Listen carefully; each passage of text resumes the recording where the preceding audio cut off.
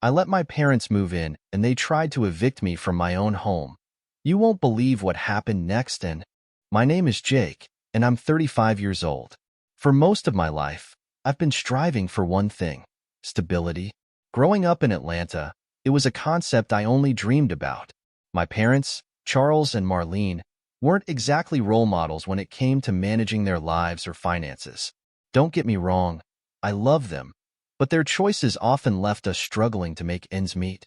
It was 3 years ago when I achieved something that once felt impossible. I bought my first house. It wasn't just a house to me.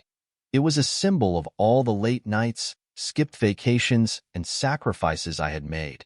Standing in the driveway that first day with the keys in my hand, I could hardly believe it was real. The sense of pride was overwhelming. This was my sanctuary, my reward for breaking free from the chaos that had defined my childhood. Looking back, my family's financial instability wasn't just bad luck. Charles and Marlene had always been the type to spend now and worry later. I remember being a kid, watching them throw extravagant birthday parties we couldn't afford. They'd borrow money to pay for decorations, catering, and gifts, always saying, "We'll pay it back next week." But next week never came. At first, I thought they were just unlucky. They always seemed to be just one step away from turning things around. But as I got older, I began to see the pattern for what it was. They weren't just bad with money. They avoided responsibility altogether. If things went wrong, they expected someone else to bail them out. Usually, that someone was me. I promised myself early on that I wouldn't follow in their footsteps. I learned to budget, save, and plan for the future. I worked hard, climbing the ranks in my career as a software engineer, and eventually saved enough to buy the house I had always dreamed of.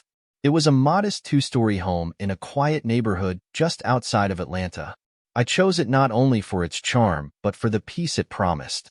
For those first few years, life was finally stable. I had my job, my home, and my sense of independence. That peace, however, came to an abrupt end with one phone call. It was a rainy evening, and I was unwinding after a long day at work when my phone buzzed. I didn't even have to look at the caller ID to know it was my mom. Her calls always came with a sense of urgency, like the world was about to end. "Jake, we need you," she said, her voice shaky and desperate. "It's an emergency. Can you come over?" I could hear the panic in her tone, and my heart sank. For all their flaws, my parents rarely sounded this distressed. "What's going on?" I asked, trying to keep my voice calm. "It's the landlord," she explained, her words tumbling out in a rush. "He's selling the house. We have 30 days to move out, and we have nowhere to go." My stomach tightened as I absorbed her words. My parents had been renting the same rundown house in Birmingham for years. It wasn't much, but it was home for them. Now, suddenly, they were about to lose it. "Jake, you're our only hope," she continued, her voice breaking. "We'll only need a place to stay for a little while, just until we find something new." I wanted to tell her no. I wanted to say that I couldn't let them into my home, that I knew how this would end. But the guilt crept in, like it always did. They were my parents, after all. How could I turn them away? "Let me think about it," I said, though I already knew I wouldn't say no. By the time I hung up the phone, my mind was racing. I knew exactly what letting them move in would mean. My parents weren't the type to respect boundaries. They had a way of making everything about them, of taking over whatever space they occupied. I spent the next day agonizing over the decision. On one hand, I couldn't ignore the years of resentment I had built up. My parents had taken so much from me already: time, energy, money. Letting them into my home would mean giving up the peace I had worked so hard to achieve. On the other hand, they were my parents. What kind of son would I be if I left them with nowhere to go? When I finally called my mom back, I laid out a set of conditions. "This is temporary," I said firmly. 2 months at most. You have to actively search for a new place, and you need to respect that this is my house, not yours." "Oh, of course," she said quickly. "We wouldn't dream of overstaying our welcome." "We'll be out of your hair in no time," my dad added. For a moment, I allowed myself to believe them. Maybe this time would be different. Maybe they really would stick to the plan. They moved in the following week, bringing more than just their belongings.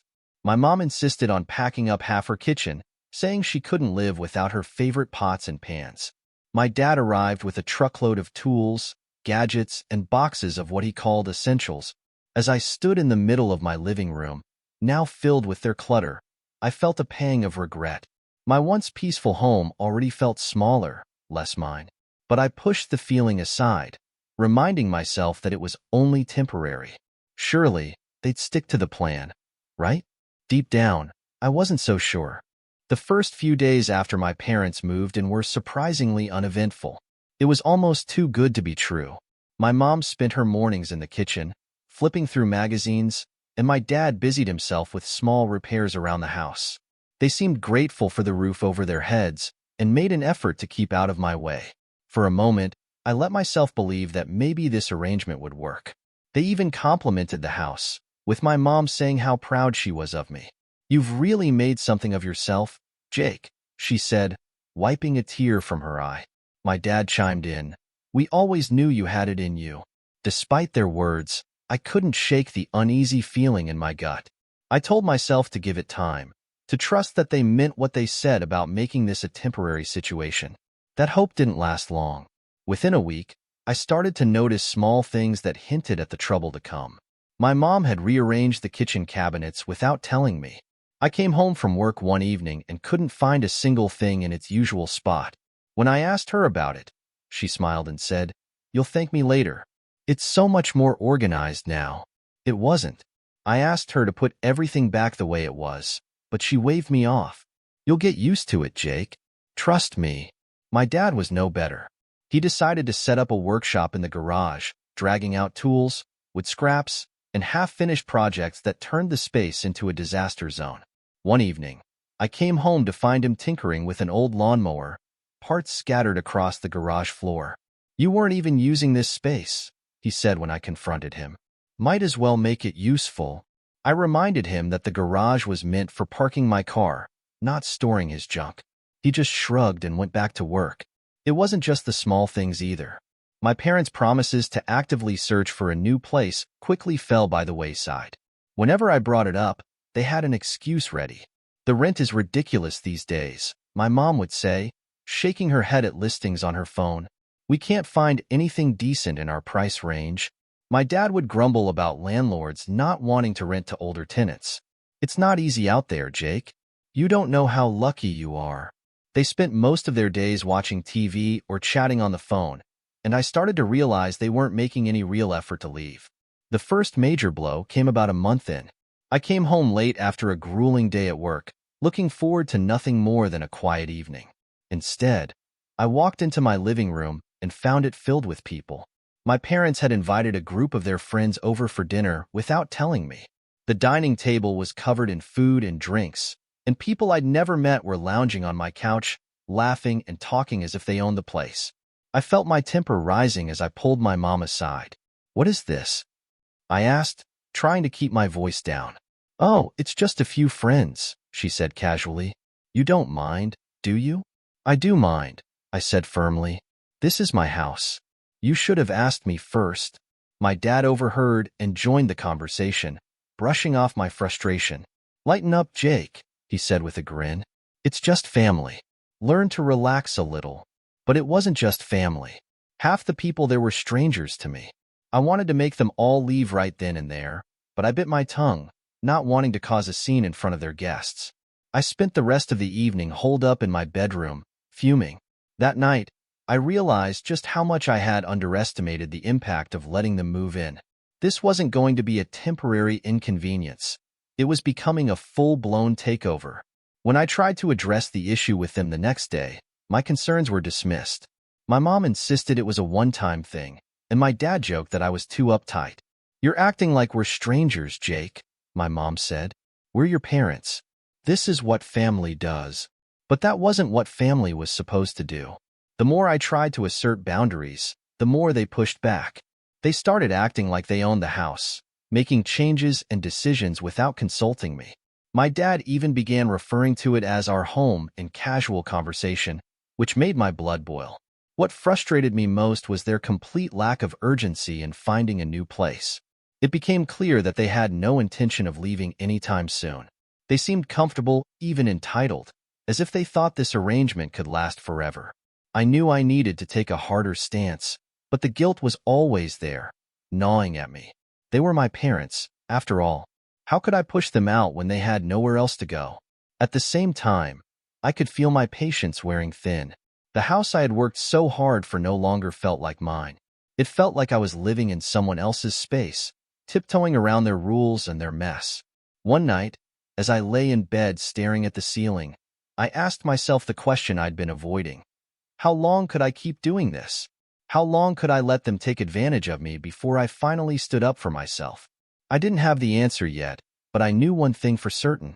Something had to change, and soon. What would you do in my situation?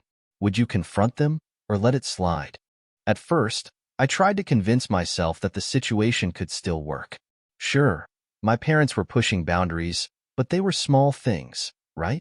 Rearranged cabinets, a cluttered garage, and a surprise dinner party were annoying, but manageable. I figured if I kept reminding them about the rules, they'd eventually fall in line. That was naive. The tension in the house grew slowly, like water rising in a pot about to boil. My mom, Marlene, started inserting herself into every aspect of the household. I'd come home after work and find things changed without my knowledge or consent. One day, she rearranged all the furniture in the living room. "You'll love it," she said proudly when I noticed. "The space flows so much better now." It didn't. I hated it. When I asked her to put things back, she waved me off with a dismissive, "Don't be so rigid, Jake. You'll get used to it." That was becoming her catchphrase. You'll get used to it. But this wasn't something I wanted to get used to. Charles, my dad, was no better. He treated the garage like it was his own personal domain. He expanded his workshop every day, piling tools, gadgets, and half-finished projects into the space until there was barely room for my car. "Jake, you weren't even using this space before we moved in," he said when I brought it up. "You should be thanking me for putting it to good use." That was the thing with my dad. He always had a way of twisting things to make me feel like I was the unreasonable one. The breaking point came about 2 months in. By this time, it was clear my parents weren't putting any serious effort into finding a new place. Whenever I asked them about their progress, they had the same tired excuses. "The rent is too high. There's nothing decent in our price range. Landlords are picky about older tenants." Meanwhile, they spent their days watching TV, chatting on the phone, and tinkering with trivial projects. One evening, I came home late from work to find the house in complete chaos. My parents had invited a group of their friends over, again, without telling me. The living room was packed with people, some of whom I didn't recognize. They were sitting on my couch, drinking and laughing like they owned the place. The smell of greasy food hung in the air, and the coffee table was littered with paper plates and half-empty cups. "Mom," I called out over the noise. "What is going on?" She appeared from the kitchen, carrying a tray of appetizers. "Oh, Jake, you're home. It's just a little get-together," she said with a smile. "A little get-together?" I repeated, my voice rising. "You didn't even tell me about this." "You're being dramatic," my dad said, strolling over with a beer in hand. "It's just a few friends." Relax. "Relax?" I said, incredulous. "This is my house. You can't just invite people over without asking me." My mom's smile faltered, and she gave me that guilt-inducing look she perfected over the years. "Jake, we didn't think you'd mind. It's just for a few hours." "I do mind," I said, trying to keep my temper in check. "This isn't okay." But they didn't care. They brushed me off like I was being unreasonable, like I was the one ruining the evening. After their guests finally left, I confronted them again. "This has to stop," I said firmly. "You're treating this house like it's yours, but it's not.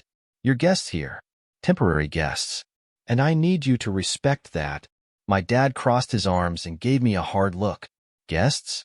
Is that what you think we are? We're your parents, Jake.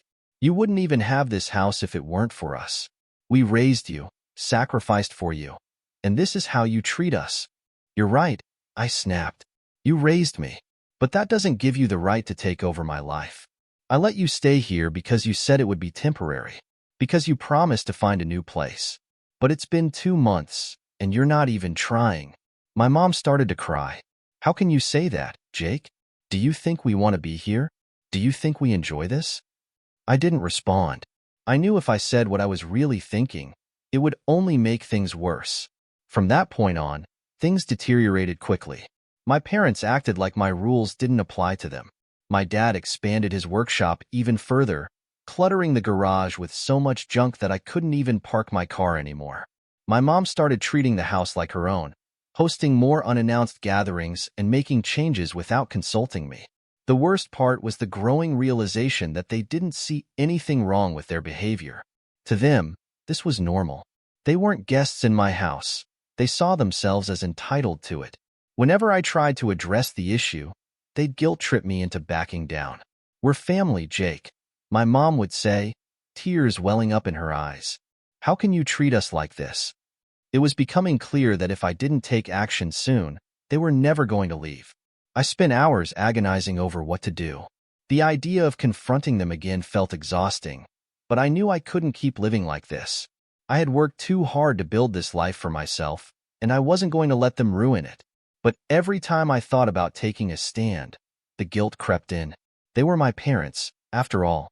How could I tell them to leave when they had nowhere else to go? I didn't have an answer yet, but one thing was certain. Something had to change, and it had to change soon. Should I give them an ultimatum? Or is there another way to handle this without destroying our relationship? The house felt heavier every day. Each time I walked through the door, I braced myself for another reminder that this wasn't really my home anymore.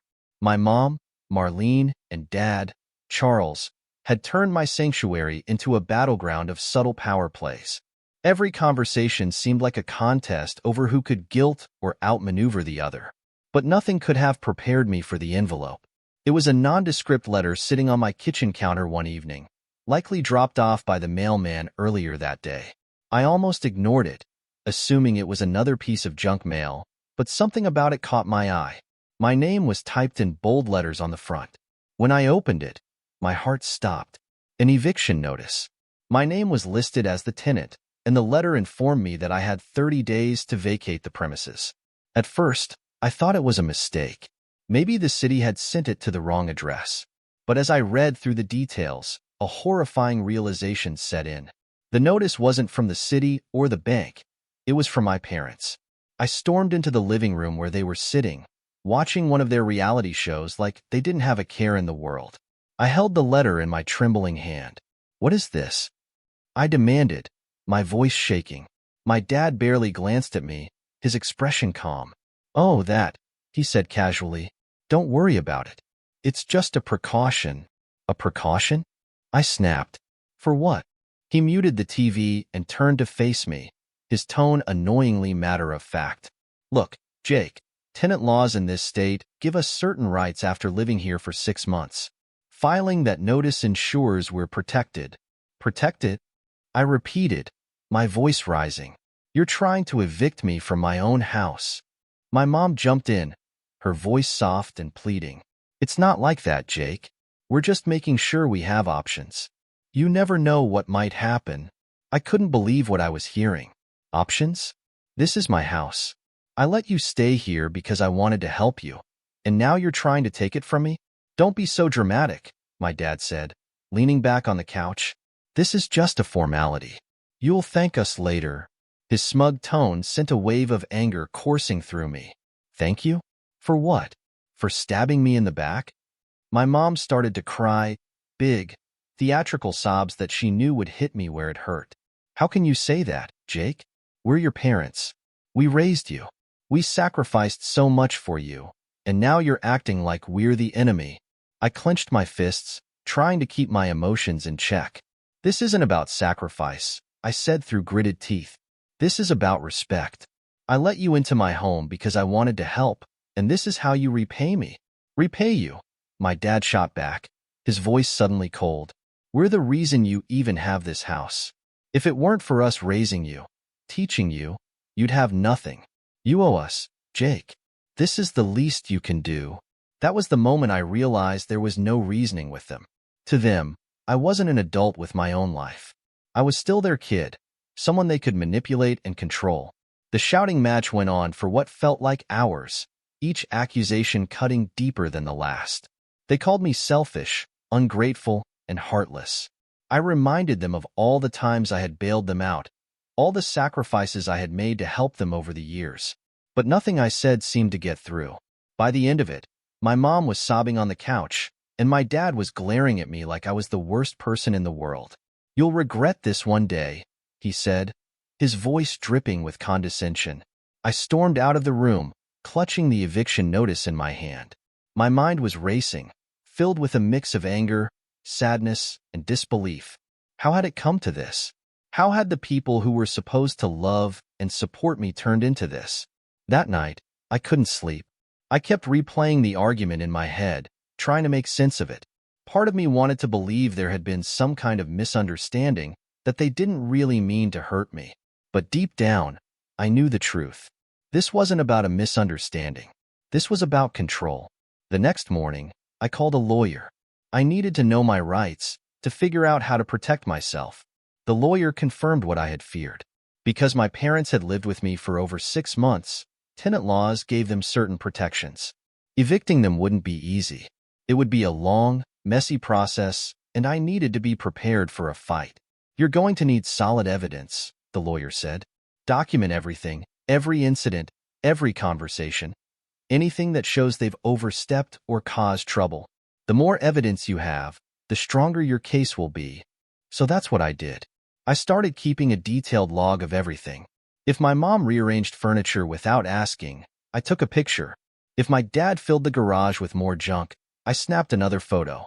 I saved every text message, every dismissive comment, and every argument where they admitted they had no intention of leaving. It felt strange, almost invasive, to treat my own parents this way. But I didn't have a choice. They weren't just pushing boundaries anymore. They were trying to take over my life. As I worked on building my case, things at home went from bad to worse. My parents started acting like they owned the place, referring to it as our home in casual conversations. My dad even told me one day, "You wouldn't have anything if it weren't for us. You owe us this much." My mom, on the other hand, played the victim. She cried at the smallest disagreements, accusing me of being ungrateful and heartless. "We're your family, Jake," she'd say. "How can you treat us like this?" Their words cut deep, but I refused to let them break me. This wasn't just about reclaiming my house. It was about reclaiming my peace, my independence, and my sense of self. I knew the road ahead wouldn't be easy, but I was ready for the fight. The day of the court hearing arrived, and I was a mix of nerves and resolve. I sat in the courtroom, clutching the folder of evidence I had spent weeks compiling. Every photo, text message, and recorded conversation was there. I knew I had a strong case, but that didn't make it any easier. These were my parents, after all. How had things come to this? When my name was called, I stood and presented my case. I laid everything out. The texts where my parents dismissed my request for boundaries, the photos of my dad's clutter taking over the garage, the recordings of arguments where they admitted they weren't planning to leave. As I spoke, I could feel the weight of the situation pressing down on me, but I pushed through, knowing this was my only chance to reclaim my home. The judge listened carefully, occasionally glancing at the evidence I'd provided. I could see the shift in his expression as he began to understand the depth of the situation. When it was my parents' turn to speak, my mom played the role I knew she would. She cried as she told the judge how cruel I was being, how I was throwing them out onto the streets with nowhere to go. "We've done everything we can to find a new place," she said, her voice trembling. My dad tried to take the high road, claiming they were just a family going through a tough time. "We're not bad people," he said, looking directly at the judge. "We just need a little more time." But their words didn't align with the evidence. The judge wasn't buying it. When he delivered his verdict, it felt like the weight of the world had been lifted off my shoulders. He ruled in my favor, giving my parents 30 days to vacate the house. Hearing those words, I allowed myself to breathe for the first time in months. As we left the courtroom, my mom was sobbing, and my dad was glaring at me with a look that could pierce steel. "You'll regret this," he said bitterly. "One day, you'll see how wrong you were." I didn't respond. There was nothing left to say. The next 30 days were some of the most uncomfortable of my life. My parents refused to speak to me unless it was to guilt me, constantly reminding me of everything they had supposedly sacrificed for me. My mom would cry loudly enough for me to hear from my bedroom, and my dad muttered under his breath about how ungrateful I was. They also made no effort to leave gracefully. When moving day finally arrived, I stayed out of the house as much as possible to avoid any last-minute drama. When I returned that evening, they were gone, but so was my peace. The house was a mess. There were scratches on the walls where they had moved furniture without care, broken fixtures, and piles of trash left in the guest room. It was as if they had tried to leave one final mark, a way of saying, "You may have won, but we're not going quietly." At first, I was furious. After everything they had put me through, they couldn't even leave with dignity. But as I stood there in the middle of the chaos, the anger gave way to sadness. This mess wasn't just physical. It was the culmination of everything that had gone wrong in our relationship. These were my parents, the people who were supposed to love and support me. Instead, they had betrayed my trust and tried to take over my life. It was a harsh reality to accept, but it was the truth. Over the next few days, I threw myself into cleaning and repairing the damage. It was exhausting, but it was also therapeutic. Each scratch I patched up, every broken fixture I replaced, felt like a step toward reclaiming my home and my peace of mind. By the time I was finished, the house looked even better than it had before. For the first time in months, it felt like my space again. Rebuilding the emotional damage, however, was not as straightforward. The betrayal from my parents cut deeper than I had expected. I spent a lot of time reflecting on everything that had happened, trying to understand how we had reached this point. Eventually, I came to an important realization. I couldn't change them. They were who they were, and no amount of reasoning or pleading would make them see things differently. What I could change, though, was how I allowed them to affect my life. The first step was setting boundaries. I told my parents that while I still cared about them, I couldn't continue being their safety net. No more financial help. No more bailing them out of bad decisions. And definitely no more letting them into my home. They didn't take it well. My mom cried, accusing me of abandoning my family, and my dad called me selfish. But this time, I didn't let their words get to me. I stood firm, knowing that these boundaries were necessary for my well-being. My relationship with my extended family remained strained for a while. My parents had spun their version of the story, painting me as the villain who had cruelly kicked them out. Some relatives believed them, sending me angry messages or giving me the cold shoulder at family gatherings. I stopped trying to explain myself. The people who truly mattered knew the truth, and that was enough for me. In time, some family members began to see the bigger picture. A few even reached out to apologize, admitting they had judged me unfairly. While not everyone came around, I learned to stop worrying about their opinions. As for my parents, our relationship is now distant but civil. We talk occasionally, but only about superficial things like the weather or family news. They haven't asked for help since the eviction, and I suspect they know I wouldn't give it even if they did. It's not the warm, close relationship I once hoped for, but it's what I can handle. And honestly, it's better this way. Looking back, the entire experience taught me one of the most important lessons of my life. Sometimes, the people you expect to protect you are the ones you need protection from. Family doesn't give anyone the right to disrespect your boundaries or take advantage of your kindness. It's a hard truth to accept, but standing up for yourself, even against the people you love, is sometimes the only way to find peace. Now, when I walk through my house, I feel a sense of relief and gratitude. This is my space, my sanctuary, and no one can take that away from me again. It wasn't the ending I had wanted, but it was the one I needed. And for the first time in a long time, I feel like I can finally breathe.